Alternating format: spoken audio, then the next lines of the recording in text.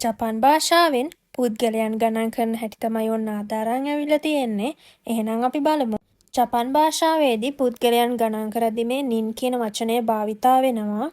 එතකොට කී දෙනෙක්ද කියලා ප්‍රශ්නයකින් අහනවා නම් අපි අහන්නේ නන් නින් දෙස්කා කියලා.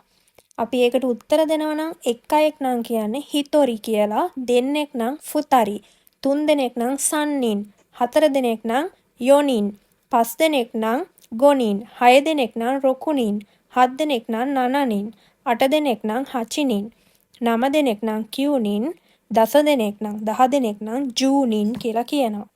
ඊළඟට අපි 10ට වැඩි ගාණක් කියන්නේ කොහොමද කියලාත් බලමු. 11 දෙනෙක් නම් ජූ ඉචිනින්, 12 දෙනෙක් නම් ජූ නිනින්, 13 දෙනෙක් නම් ජූ සන්නින්, 14 දෙනෙක් නම් ජූ යොනින්, 15 දෙනෙක් නම් ජූ ගොනින්, 20 දෙනෙක් නම් නිජුනින්, 21 දෙනෙක් නම් නිජු ඉචිනින්, 30 දෙනෙක් නම් සංජූනින්, ඊට පස්සේ 100 දෙනෙක් නම් හැකුනින්. ඒ කියන්නේ මෙතනදී නම් ගණන් කරන ඉලක්කමට පස්සේ නින් කියන වචනය භාවිතා කරලා අපිට කියන්න පුළුවන්.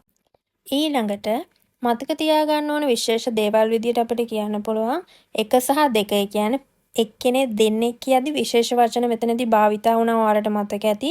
එක්කෙනෙක් නම් හිතොරි, දෙන්නෙක් නම් ෆුතරි.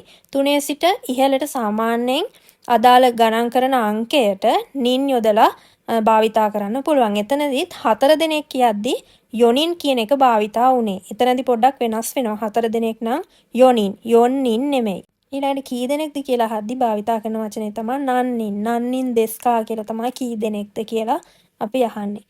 එහෙනම් පුද්ගලයන් ගණන් කිරීම සම්බන්ධව මේ ක්‍රම ටිකත් හොඳට මතක තියාගන්න.